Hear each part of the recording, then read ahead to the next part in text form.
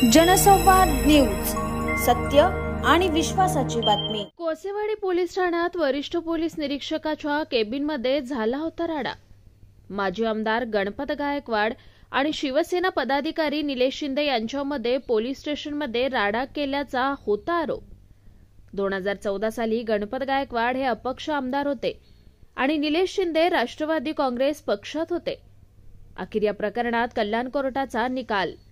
कोर्टाने माजी आमदार गणपत गायकवाड, शिवसेना शहर प्रमुख निलेश शिंदेंसह 5 जणांची निर्दोष मुक्तता केली आहे। कल्याण पूर्वच्या कोसेवाडी पोलीस स्टेशनमध्ये त्यावेळचे अपक्ष आमदार गणपत गायकवाड आणि त्यावेळचे राष्ट्रवादी काँग्रेस पक्षाचे 2014ची विधानसभेची निवडणूक लढवलेले निलेश शिवाजी शिंदे ह्या 2 गटामध्ये पोलीस स्थानकामध्ये पोलीस स्टेशनमध्ये सिनियर पीआयच्या कॅबिनमध्ये दंगल झाली होती। त्या दंगलीच्या संदर्भात पोलिसांनीच गुन्हा नोंद केला।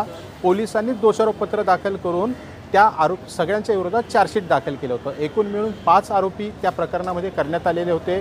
त्यातील गणपत गायकवाड, निलेश शिंदे, कुणाल पाटील, विकी गणत्रा आणि त्यांचा एक नातेवाईक असे 5 व्यक्ती असताना ह्यातील गणपत गायकवाड आणि कुणाल पाटील हे 2 व्यक्ती दुसऱ्या एका गुन्ह्यामध्ये आजही कारागृहामध्ये आहेत। ह्या 5ही व्यक्तींची आज न्यायालयाने सबळ पुराव्याअभावी निर्दोष मुक्तता केलेली आहे। एखाद्या वरिष्ठ पोलीस निरीक्षकाच्या कॅबिनमध्ये ज्यावेळेस दंगल होते त्या दंगलीमध्ये टेबलवरची पाण्याची एक बाटली पण पडत नाही आणि कुठल्याही खुर्च्या पण तुटत नाहीत आणि दंगल झाली असा गुन्हा होता। प्रामुख्याने ह्या दोन्ही विरुद्ध गटांनी पोलीस स्टेशनमधील वरिष्ठ पोलीस निरीक्षक नको आहेत त्यांचं कामकाज व्यवस्थित नाही आणि त्यांचं गुन्हेगारीवरती नियंत्रण नाही म्हणून आंदोलन केलं होतं। त्या आंदोलनाची परिणिती म्हणजे त्यांच्यावरती हा खोटा गुन्हा नोंद करण्यात आला होता।